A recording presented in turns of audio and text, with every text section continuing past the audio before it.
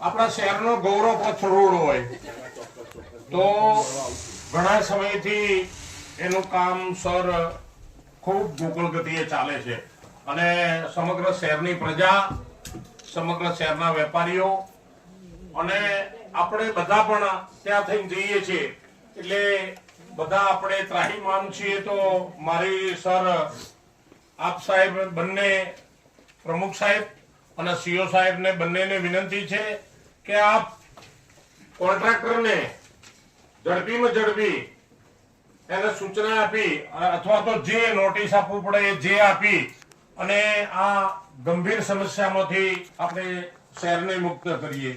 એવું જ મારું બીજું સૂચન એવું છે કે તાજેતરમાં જે આપણામાં કોસા એનો વિસ્તાર જે આપણા વિસનગર શહેર નગરપાલિકા વિસ્તારમાં આવ્યો એ નગરપાલિકા વિસ્તારમાં સર જે જીયુડીસી નું ગટરનું કામકાજ ખૂબ ધીમી ગતિએ ચાલે છે અને એના ખાડા એક મહિના સુધી ખોદી અને સદર જગ્યા પર ખાડા ખોદેલા રાખવામાં આવે છે.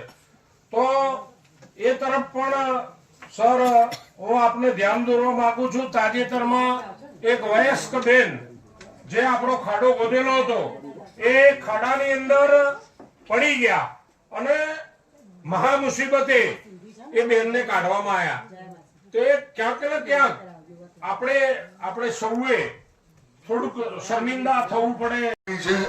નગરપાલિકાના વિરુદ્ધમાં એ નગરપાલિકાના એના દરવાજા ખુલ્લા છે, હાઈકોર્ટ સુધી દરવાજા ખુલ્લા છે ને એ ભાઈએ જેને અરજી કરી છે બરોબર આ કેબિનના વિરુદ્ધમાં કે આ ઠરાવના વિરુદ્ધમાં, તો એ ભાઈના પાસે 15-10 અરજી આપણને નોટિસો આપી. એ ક્યાં મોટી ઓથોરિટી છે, ગવર્નર છે, સીએમ સાહેબ છે કે શહેરી વિકાસ મંત્રી છે, તો નગરપાલિકાના કોર્પોરેટરોને નોટિસ આપે છે એને શું સત્તા છે?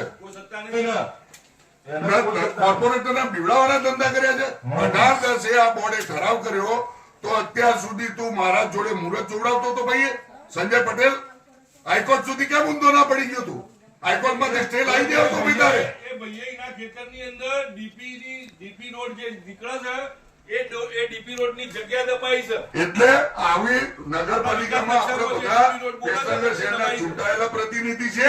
રસ્તા ઉપર ચાલતો અરજીબાજ કોક અરજી કરે વહીવટ એવા અરજીબાજો કરશે નગરપાલિકાનો.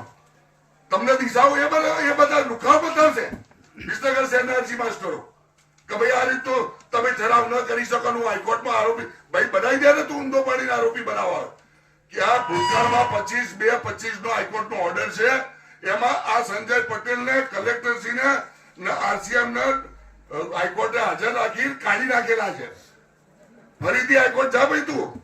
એક ભૂતકાળના કેસમાં નગરપાલિકાને કોર્પોરેટર ગયા હતા એક બિલ્ડિંગ બાબતે, હાઈકોર્ટે 2 લાખનો દંડ ફટકાર્યો હતો. એમને એડવોકેટ કગરી 50,000 નો દંડ કરાયો હતો. એટલે ફરીથી જા તું. સંજય પટેલને મારે ખુલ્લો આમંત્રણ છે. પણ કોર્પોરેટરને આ રીતના ડરાઈને એક મંડળી રચીને આ રીતના કોઈના વ્યાજબી માંગણીઓ 40 વર્ષથી એ જગ્યા ઉપર બેઠેલો માણસ હોય ને એને રોટલો મળતો હોય. નગર ભૂતકાળના 2001 થી 10ના બોર્ડમાં વિસનગર નગરપાલિકા અમારા બોર્ડમાં પહેલા ભાઈ ગોસાના બોર્ડમાં કેટલા લોકોને કેબિનો જગ્યાઓ પાડેલી છે. મને એક વાત આશ્ચર્ય થાય છે દંડકશ્રી કે તમે કોઈ વ્યક્તિગત માણસને આપો તો તમે જેલમાં જાઓ. વિસનગર નગરપાલિકાએ પહેલા ભાઈ ગોસાના ઘર આગળ આપેલી છે, સતીશ કાસના ઘર આગળ આપેલી, આથમણાવાસમાં ઠાકોર સમાજે માંગણી કરી એમાં સંમતિ આપી છે. ત્યાં અંબર થિયેટર જોડે બ્રહ્મ સમાજે માંગી હતી એમાં સંમતિ આપી છે. ફતેહ દરવાજા પ્રહલાદભાઈ ગોસાને અમારા બોર્ડે આખી 9 નંબરના વોર્ડની વાડી બનાવવા માટે જગ્યા ફાળવી છે. તો એવો તો કોઈ કાયદો નથી કે ભાઈ કોઈ સમાજને જગ્યા આપો એમાં સજા ના થાય ને એક વ્યક્તિને જગ્યા આપી તો એમાં સજા થઈ જાય. એટલે લુખાનાવાળી ચેલેન્જ છે કે તું હાઈકોર્ટ જઈ તારામાં તાકાત હોય ને સ્ટેપ લેવડાઈ જાય છે. જા ને આની બહાલી લેવી જોઈએ. કાં તો અધિનિયમ મને બતાવો કે કયા અધિનિયમ પ્રમાણે તમે બહાલી લેતા નથી. રૂપલભાઈની વાત આજે સંમત છીએ અમે.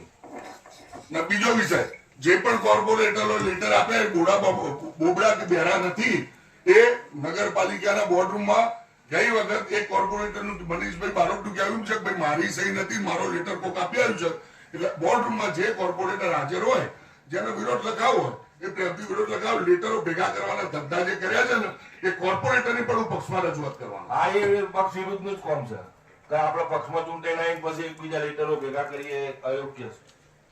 ભાઈ ચૂંટાયેલા પ્રતિનિધિ છો તમે, તમને બોલવાનો અધિકાર છે, કોઈ દબાણ છે નહીં. ખુલ્લા મતે તમારો મત આપી શકો, એમાં કોણ રોકે છે? અને આ ભાઈ સંજયભાઈ છે ને એમને એમના ખેતરમાં જઈને ડીપી રોડ પડે છે, વિકાસ નકશાની અંદર ડીપી રોડ છે, જે આશરે 1.5 થી 1.5 કરોડ રૂપિયાનો ડીપી રોડ છે, એમને દબાયો છે. સત્વરે નગરપાલિકાએ તો આ ડીપી રોડ ખુલ્લો કરવો જોઈએ. એના લો ઠરાવમાં પ્રમુખ સ્થાને નગરપાલિકાના સામે ચરબી કાઢતો કોઈ નાગરિક બિલકુલ એના પર નગરપાલિકાને સોકડો તાકાત બતાવવી જોઈએ. ડીપી રોડો નાળિયામાં દબાયેલા છે ને આ લોકો ડીપી રોડો દબાવશે એના લીધે બિલકુલ વાહનો જતો નહીં, અકસ્માતો થઈ છે. ઓનો બિલકુલ એનો 26 27 કે એવો કોઈ છે ભાઈ એનું ખેતર છે, સર્વે નંબર બરોબર, એની અંદર બિલકુલ ડીપી રોડમાં 4 પ્લોટ દબાયા છે ને 4 પ્લોટ, જે પ્લોટની કિંમત આશરે 50 લાખ રૂપિયા છે.